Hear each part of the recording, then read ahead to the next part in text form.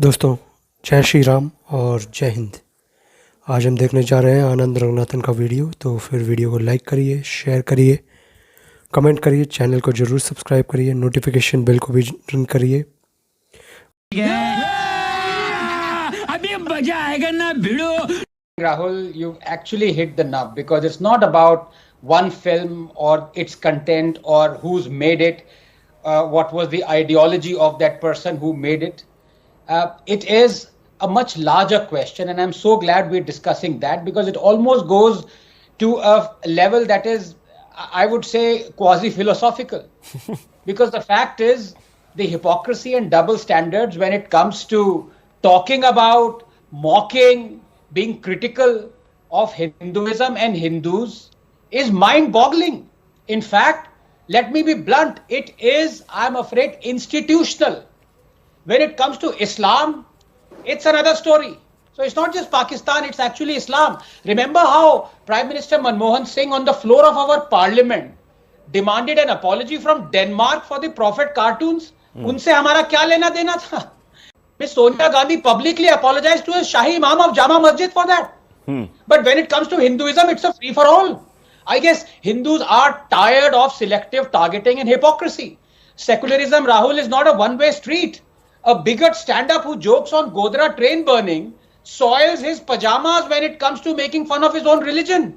If it isn't the popular discourse, the stand-up comics, the tweets mocking Hinduism, the Tanishq ad recently, or the Red Label ad where they projected a Hindu as bigoted and non-accepting of his Muslim neighbor, it's done by parties like the DMK or the TMC or the Congress. We've seen all that. Sanatan Dharma eradication and everything. Like a Mahila Congress leader making a Gaumutra jibe, same as Pulwama bomber. A Goa Congress leader terming Hindu god Parashurama as a terrorist and a rapist. Congress mouthpiece, National Herald, routinely publishing Hindu-phobic articles, including one where it said Hindu epics were replete with misogyny and Me Too instances.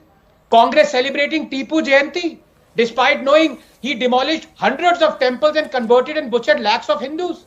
Who can forget saffron terror was coined by Congress, and communal violence will where only the majority, i.e. Hindus, would be guilty in a communal riot? How many instances are there where the Congress has abused Islam? In fact, it demanded hanging of Kamlesh Tiwari on the floor of UP Assembly. We've seen what happened with Nupur. Rahul, if we are talking of mainstreaming hate, why are we as a nation so scared of even making public the preachings that render Abrahamic religions exclusivist and supremacist?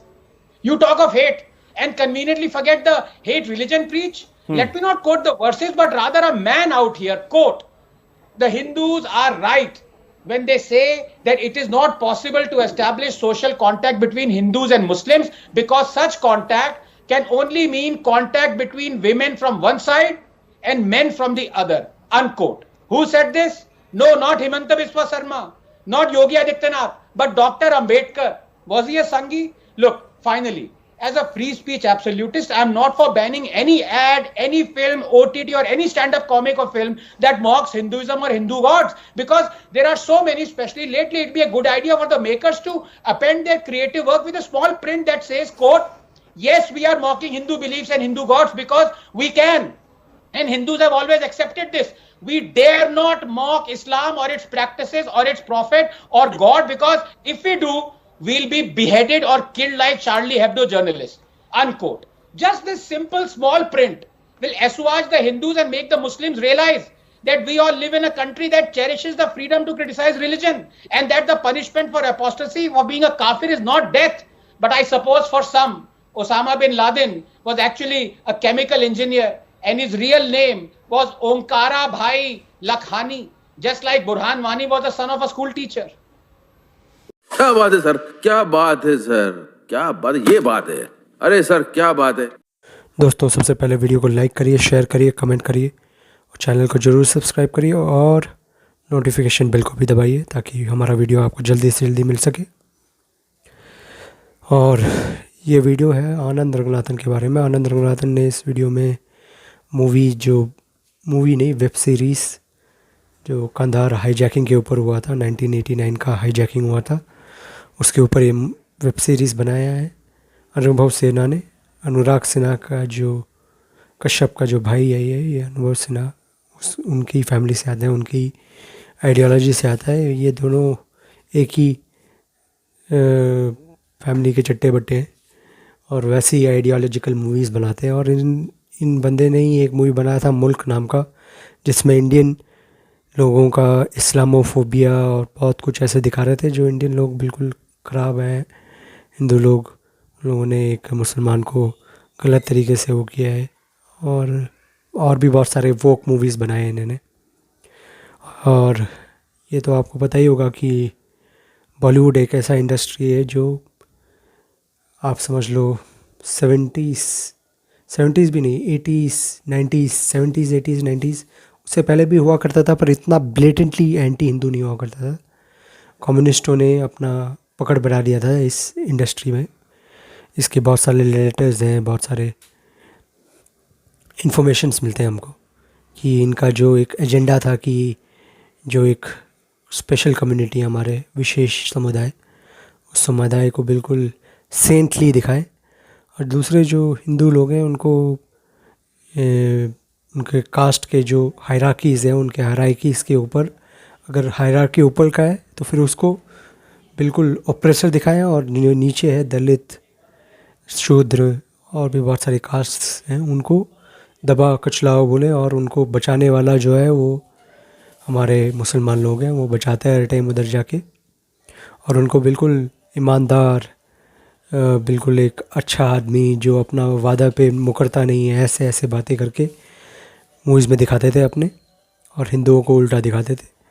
और 90s 2000s में तो और भी ज़्यादा radical हो गया ये, और हिंदुओं को ब्लेटेंटली एक तरीके से उकसाने लगा, बोलने लगा कि ये तुम्हारा ही प्रॉब्लम है, तुम्हारे के कारण ही ये सब होता है, और हमारा कास्ट इशूज़, इसके इशूज़, उसके इशूज़, सबके ऊपर अनाप शनाप बोलते हैं। और ये जो वेब सीरीज़ है, इसका ये प्रॉब्लम ही क्या है? ये प्रॉब्लम ये है कि इस वेब सीरीज़ में पूरी तरह जो एक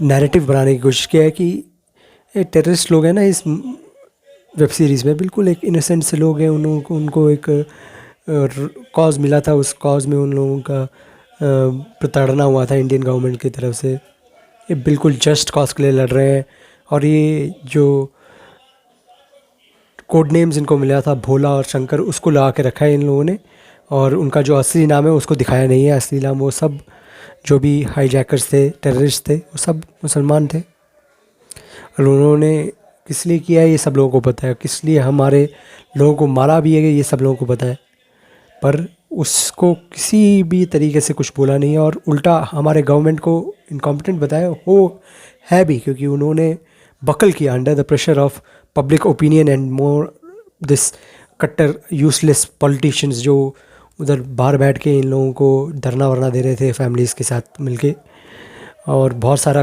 वो शेमलेस बिहेवियर फैमिली के कारण भी हुआ था।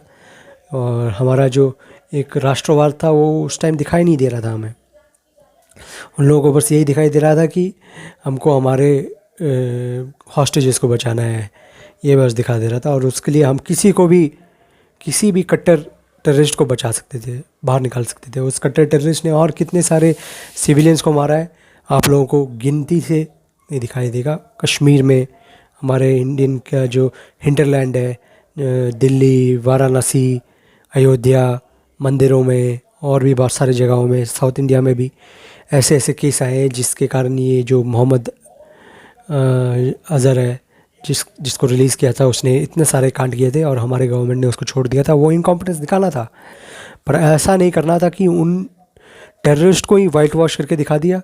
और उधर एक अजीब सा सेक्सुअल इन्यूएंडो भी लगा दिया है कि उधर जो हेयर होस्टेस है, they are sympathetic to this cause of this people. और जो असली हेयर होस्टेस है वो एक न्यूज़ चैनल में आके बोल भी रही थी कि ये हमारा, मैंने 15 मिनट देखा, उसके बाद ही मेरे को लगा it's utter rubbish, useless web series है। जो आप लोगों को तो पता ही होगा, वीर सामग्री नाम के एक जर्नलिस्ट है, जो लेफ्ट विंग वाले जर्नलिस्ट हैं, उनको भी पता चल गया कि ये ब्लेटेंटली आईएसआई का जो एक एजेंडा है वो चला रहे थे। क्योंकि आईएसआई ने ही सबसे पहले बोला था, जो पाकिस्तानी फॉरेन सेक्रेटरी या फॉरेन मिनिस्टर थे, उन्होंने बोला था कि किसी कश्मीरी पंडित ने हाईजैक कर दिया इस प्लेन को, हमारे कोई लोग नहीं थे इसमें, ये सब झूठ वो बोलते रहते हैं, आप लोगों को पता ही होगा। और वही नैरेटिव इन लोगों ने अपने इस वेब सीरीज़ में दिखाया है।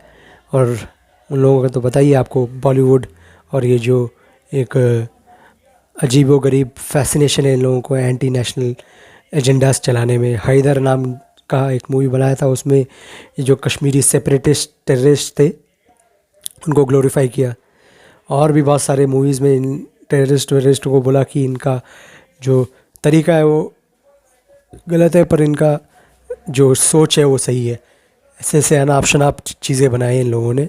और पुराने मूवीज़ में भी तो भी आपने देखे होंगे कि ये जो लाला हुआ करते थे, जो सेठ हुआ करते थे, वो हिंदू हुआ करते थे, ठाकुर हिंदू हुआ करते थे, वो प्रताड़ना करते थे, जैसे मदर इंडिया वाले मूवी में भी दिखाया होगा आपको। ऐसे ही होता था। और अभी थोड़ा थोड़ा नीचे करने की कोशिश कर रहे हैं लोग, पर इनका अभी भी निकल नहीं रहा है इनके जहन से ये जो एक सूडो सेक्युलरिज्म है वो अभी भी निकल नहीं रहा है जहन से। और साउथ इंडियन मूवीज़ आके इनको दिखा रही हैं कैसे आप एक culturally rooted civilisationally relevant movies कैसे बना सकते हैं। जैसे आपने देखा होगा बाहुबली, RRR और भी बहुत सारे मूवीज़ बनाए। वो मूवीज़ तो बिल्कुल सही तरह दिखा रहे हैं कैसे सिचुएशन है, और एंटरटेनमेंट वैल्यू में दिखा रहे हैं। ऐसा अजीब व गरीब कंट्रोवर्सी के लिए मूवीज़ नहीं बना रहे वो लोग। उनको पता है कि उनको पैसा बनाना है, उनको कोई एक क्या बोलते हैं कि कॉज के लिए लड़ना नहीं है। वो अपना मूवी बना के खुश हैं और पैसा कमाने के लिए खुश हैं। उनको कोई सोशल अवेयरनेस नहीं दिखाना है। वीडियो को लाइक करिए, शेयर करिए, कमेंट करिए, चैनल को जरूर सब्सक्राइब करिए। हर हर महादेव, जय श्री राम, जय हिंद एंड जय माँ काली।